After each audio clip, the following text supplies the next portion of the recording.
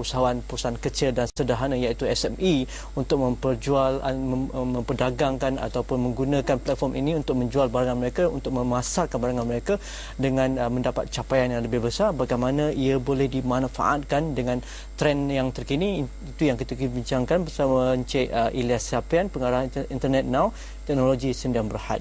Dan mungkin pada mulanya kita lihat Cik Ilyas, bagaimana kita melihat Malaysia sebagai sebuah negara yang akses kepada internet masih agak perlahan juga kalau kita berbanding mungkin dengan Singapura, berbanding dengan Korea, Taiwan dan mungkin Jepun dan sebagainya. Tetapi kita semakin meningkat kalau kita lihat pada 2009-2010, peratusan yang dianggarkan oleh PIKOM misalnya sekitar 10 ke 20%. Tapi apabila kita bincangkan tadi, nampaknya orang industri sendiri melihat agak perlahan, dan tahun ini bermula dengan 2011 pun agak perlahan. Jadi apakah trend sebenarnya hari ini? Adakah SME kita menunggu dan lihat, ataupun mereka agak berhati-hati untuk melaburkan duit mereka dalam pasaran e-dagang ini supaya mereka tidak mendapat mereka dapat mendapat keterpulangan yang sepatutnya ataupun sewajarnya. Jadi apakah trend yang ada di luar sana dan perlu direbut oleh para SME kita? Pertama sekali terima kasih Saudara Nazri dan Astro Awani untuk menjemput saya ke program Sudut Pandang pada malam ini.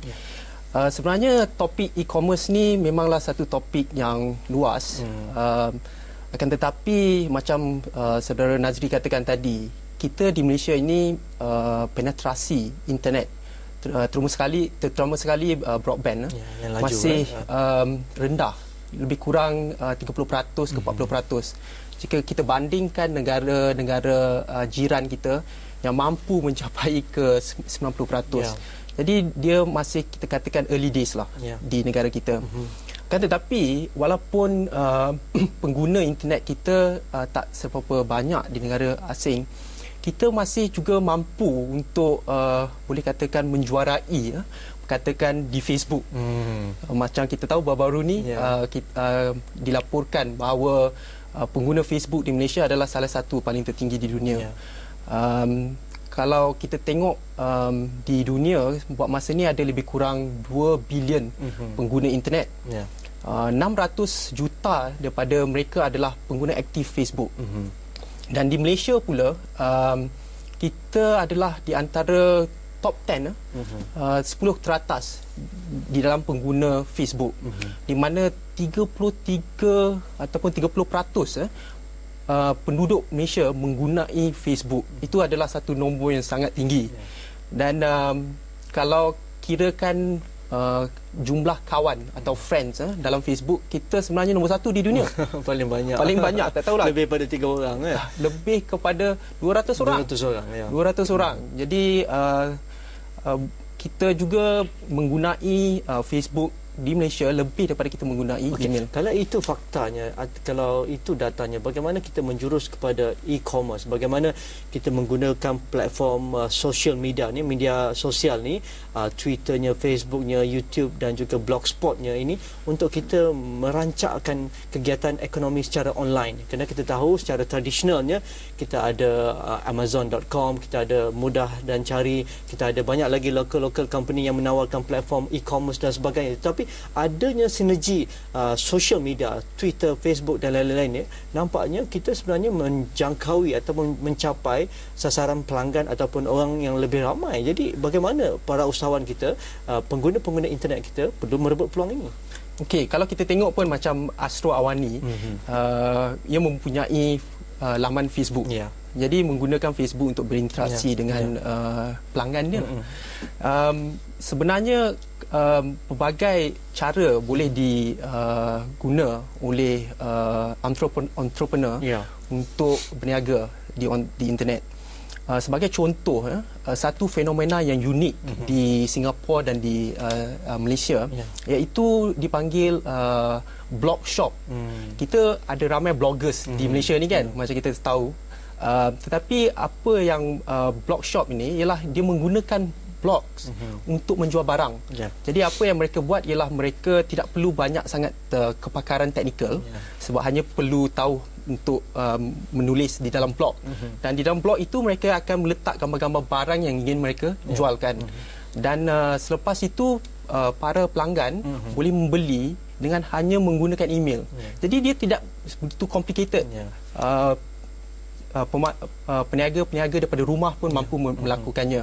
Jadi satu lagi dengan adanya internet banking, jadi kita boleh membayar menggunakan kita punya internet account, bank account internet. Jadi tidak perlulah menggunakan credit card dan sebagainya. Kan? Jadi mudahlah untuk peniaga-peniaga kecil ataupun usahawan muda nak berniaga daripada rumah. Okey, saya selalu membuka wall FB saya, Facebook saya. Kadang-kadang orang rakan-rakan menjual cupcakes-nya lah, jersey bola sepak Malaysia lah kan, ataupun kasut jenama terkenal daripada gudang dan sebagainya. Tetapi itu nampak macam kecil-kecilan ya.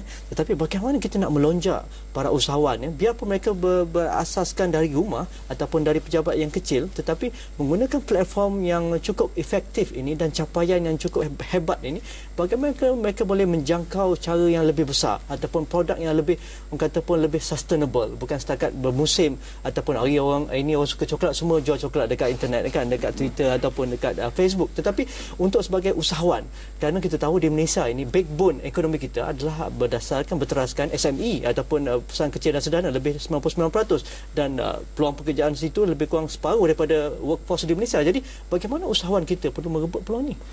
Okey, pertama sekali sebenarnya social media ni adalah satu tool yang begitu berkuasa. Kalau kita tengok, bukan saja peniaga-peniaga kecil yang menggunakannya, company-company yang besar juga menggunakannya. Jadi setiap kali bila mereka mengadakan satu kempen untuk produk baru, mesti ada keluar di Facebook. Kalau tak ada Facebook page dia untuk produk tu, maka tak sah, tak lengkap lah. Tak lengkap. Jadi ia bukannya satu tool untuk company kecil saja. Sebagai company SME, apa yang kita boleh lakukan ialah mengadakan kita punya kedai online dengan menggunakan solution-solution yang amat mudah sekarang ini, dan juga cost efektif. Ada yang serendah hanya RM1 untuk satu hari, dan tidak perlu pengetahuan teknikal yang tinggi. Dan mereka akan gabungkan online store ini dengan social media. Jadi social media digunakan sebagai marketing tool. Kalau kita tengok kan, social media ini sebenarnya adalah satu fenomena web 2.0 yang begitu berguna untuk mempromosikan barang-barang kita.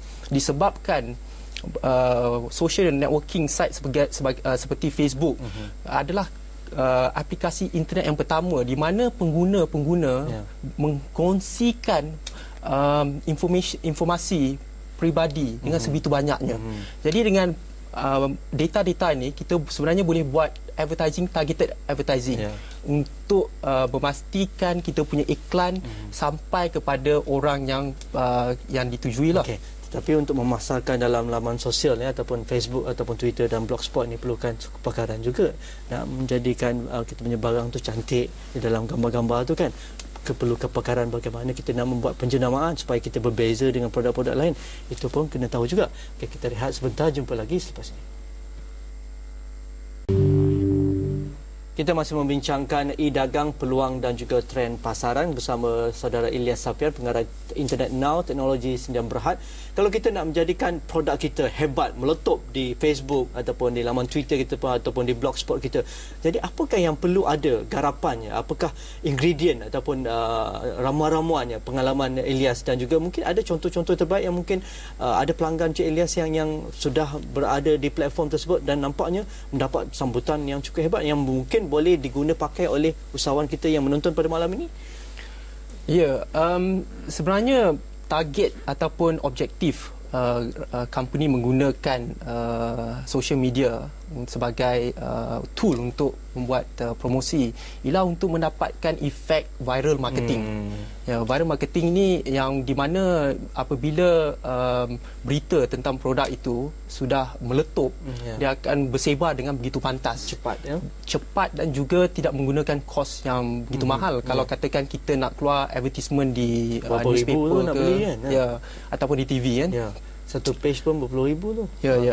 Jadi sebagai contoh baru ni semalam sebenarnya saya pun baru mendapati sebuah satu message daripada kawan saya di mana dia menyuruh saya pergi ke laman Facebook untuk Malaysian Open terbuka Malaysia tenis yang akan berlangsung tak lama lagi di mana organizer tournament itu meletakkan sebuah gambar dan menyuruh orang untuk menamakan pemain itu dan daripada negara mana dan yang pertama 20 pertama yang mendapat jawapan betul akan dibagi season ticket untuk pergi ke tournament tu.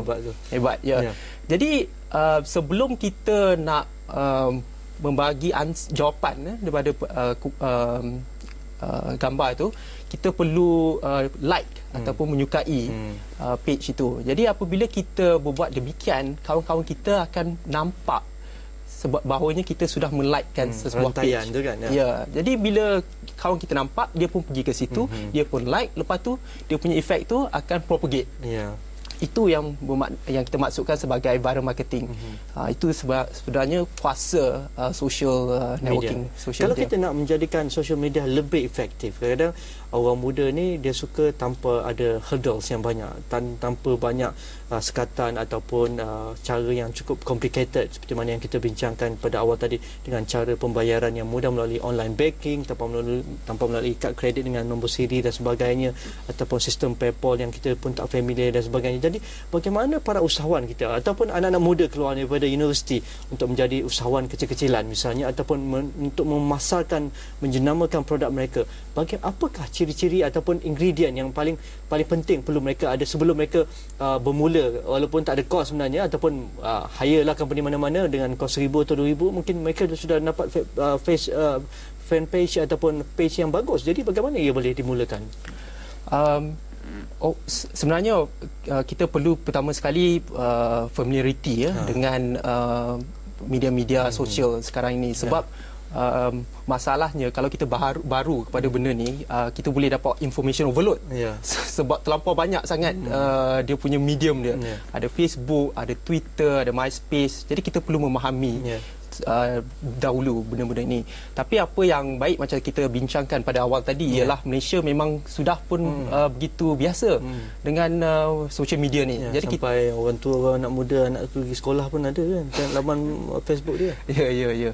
Jadi selepas kita mempunyai pengetahuan bagaimana untuk menggunakan media-media ini, dan seterusnya ialah untuk kita mempunyai produk-produk yang unik, dan daripada situ kita boleh cuba mengadakan kempen untuk mempromosikan barang-barang yang kita ada ni lah. Adakah dengan platform baru ini, kita dah tahu e-commerce ni sejak 1 dekad ataupun 2 dekad yang lalu, tetapi dengan ada platform melalui social media ini, mungkin inilah satu caranya bagaimana kita nak melonjakkan pendapatan kita. Kalau kita fikir Malaysia nak menuju sebuah negara maju 2020, pendapatan ketika itu sekitar RM15,000 sebulan. Kalau anak muda kita nak mengubah ataupun nak ataupun thinking out of the box, maksudnya tak mengikut cara yang status quo itu. Jadi adakah ini sebenarnya cara yang boleh dilakukan untuk mereka melihat ke hadapan dan menggunakan secara maksimum? Ini adalah salah satu daripada caranya, tetapi sebenarnya ia hanyalah sebuah tool untuk kita membuat demikian, dan juga dalam kira jumlah dagangan yang dilakukan buat masa ni mungkin belum ada kajian tapi saya sangka dia punya volume ataupun jumlah tu akan bertambah, tapi buat masa ni masih kecil lagi. Jadi untuk melonjakkan tu sebenarnya memerlukan lebih ramai pengguna-pengguna e-commerce di Malaysia. Sebab kalau kita tengokkan di Malaysia ni, kalau tidak disebabkan oleh beberapa faktor yang melonjakkan kita untuk mengguna e-commerce dengan lebih, iaitu kita boleh katakan sebenarnya sebelum AirAsia keluar, masih ramai orang yang agak gementar untuk membeli barang secara online. Tetapi dengan adanya AirAsia ni, mereka dikatakan boleh dipaksa lah, terpaksa pecahkan tu burung tu untuk membeli, sebab dia orang nak dapatkan diskaun tiket perdermagan yang murah itu. Dan satu lagi, kita juga boleh melihat apabila online banking, bila banyak bank-bank di Malaysia mula membuat online, mereka pun lebih percaya. Okey, kalau bank pun menggunakan online, maknanya ia selamat.